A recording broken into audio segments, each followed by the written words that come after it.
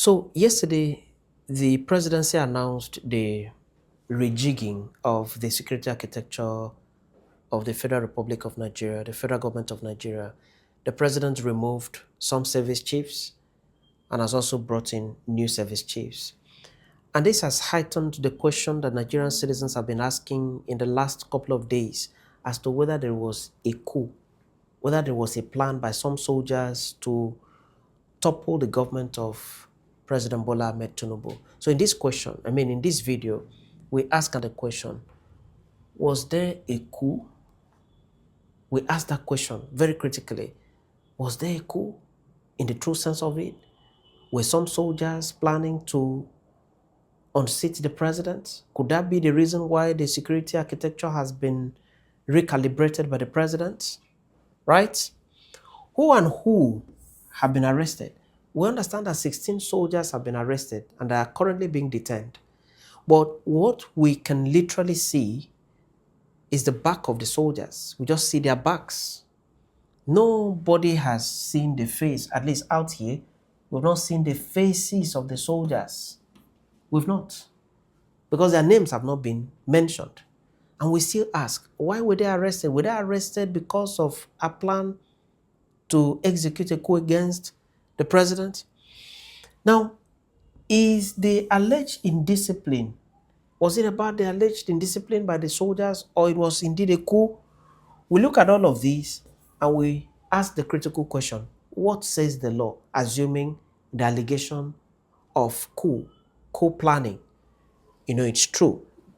Now, the story of the plotting of the coup was first published by Sarah reporters, and in one of their publications, they said that the officers detained for the alleged coup against Tinubu's administration are officers attached to the office of the National Security Advisor, No Ribadu, and that among the 16, there is a nephew of an ex-governor. The persons that have published this is Sarah reporters, right?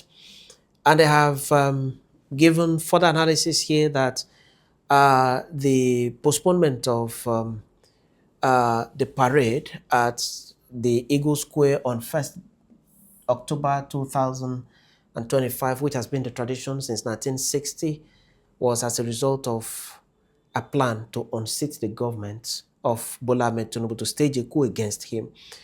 Now, the military has made a statement saying that the soldiers have been arrested for repeated failure in promotion exams and perceived career stagnation. That is not as a result of coup, right? Sarah reporters have rather said that they have insider information, and that the insider information says that the senior official, okay, a senior official of the Defense Intelligence Agency has said that those arrested were planning to stage a coup against the government, okay, and that the coup was thwarted by DIA, that is Defense Intelligence Agency, and sister agencies. It has also said that the 16 officers were planning a coup. The military authorities were just being diplomatic when they said that it wasn't about a coup. They've gone further to say that the officers are all officers within the rank of captain to brigadier general. Those in this rank, captain, their names have been mentioned over and over. Captains have taken over government in Africa, for many years, right? And that there is a brigadier general in it. This is still according to Sarah reporters, okay? He said that the insider sources have told them that truly these guys were planning a coup. The military have reacted. They've denied the story of a coup being planned, but they have accepted. This is Premium Times, right? Nigerian military speaks on report of alleged coup plots. The military has rather accepted that 16 soldiers are in custody, but they have denied that they're in custody for coup plotting. In the official statement released by the military in this paragraph, they have said that they have read the publication by some media houses about a coup and that it is not true. They have read about the cancellation of activities marking 65th independence anniversary, that it is not in connection with any coup whatsoever. Basically, the military have denied the connection with a coup. What they have rather said is that the report is entirely false, malicious, and intended to cause unnecessary tension and distrust among the populace, that the story is not true. Now, assuming the story is true, and this has been heightened by the recent shakeup in the security architecture in the country, assuming the story is true, assuming that people were arrested and detained for involvement in plotting a coup against the government of Bola Ahmed Tinubu, what does the law say on it? Where will such soldiers be tried? And what will be the penalty if they are found guilty? The law says that their action falls under mutiny. The affected soldiers will be tried in the military court-martial, not in the regular courts, because they are persons subject to service law. And the penalty if they are found guilty is death sentence. You see that in section 52 of the Armed Forces Act, which says that a person who incites any other person subject to service law under this act to take part in a mutiny, whether actual or intended, is guilty of an offense under this subsection and liable, if convicted, by a court-martial to suffer death. So that's the penalty. It's a serious issue. When anybody plans a coup or takes part in the planning of a coup, the consequence is well known to such persons. The consequence is death if the person is found guilty. The law goes on to define mutiny and talks about a combination between two or more persons subject to service law to see, overthrow, or resist lawful authority. So the action of the 16 soldiers, if indeed they were planning a coup, their action qualifies for an attempt to overthrow the president, a plan to overthrow the president of Nigeria, and this comes under mutiny under the Armed Forces Act. Now, you see that the Armed Forces Act does not contain any provision for treason or treasonable felony. It rather calls it mutiny. So the action of the soldiers, and mutiny is broad.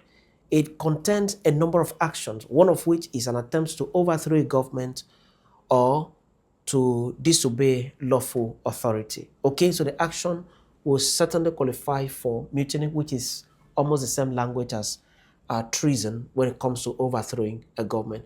So the answers have been well provided here. Mutiny, that's the name of the action of the soldiers if the allegation is true. But coup would come under mutiny, right? So if there are civilians that also participated in the plan, somebody sponsored financially, somebody sponsored by way of intelligence gathering and so on, if the person is roped in, that person is going to be tried for treason and treasonable felony. And he will not be tried in the court-martial, but in the regular court, because such person is not a person under military law. If the person is found guilty, even if he's a civilian, he will also be sentenced to death, but this one will be by hanging or whatever. And the venue for the person's trial, that is the trial of a civilian, will be the Federal High Court and not at the court-martial. Now, Nigerian citizens want to know certain things from the military, okay? We deserve to know. The military is financed by taxpayers' money. Still, the identity of these persons have not been known. They've not been revealed. So Nigerian citizens would want the names of the soldiers detained. Let us know their names. We also want to know the particulars of their offenses. Everybody cannot commit the same category of offense. Maybe somebody was the driver. This other one was the key participant. This other one was the key executor or planner or whatever. Let us have the particulars of the offenses, of the degree of involvement of each and every one of them. Number 3, Nigerians should also be briefed in a press conference where questions can be asked and answered and where the soldiers can possibly be part of the press conference so that they can also talk if given the opportunity, so that the pressmen can also ask questions for clarity. Ours is a country that should also copy what's going on in other countries where things like this are not hidden, that, brought out there. The media is briefed, the nation is briefed, to know exactly what the situation is. Finally, soldiers are citizens of the country. They also have rights and privileges.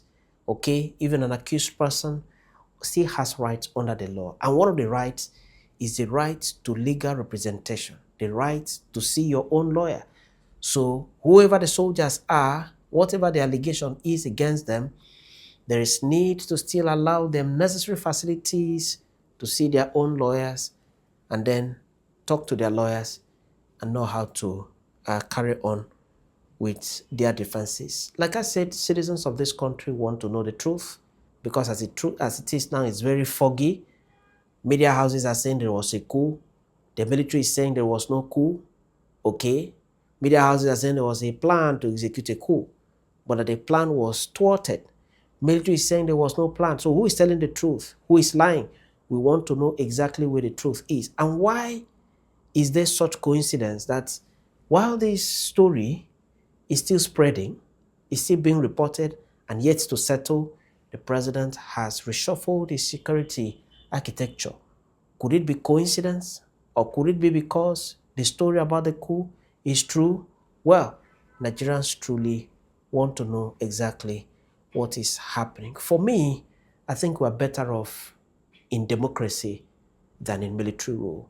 We've had too much of military rule in this country, so many years of military interregnum, and some of the arguments is rightly and strongly in support of the fact that let us still continue with the democratic experiment instead of military dictatorship and rulership. But like I said, the days ahead will be very revealing, and we want to know exactly what the true position is. Many thanks for watching.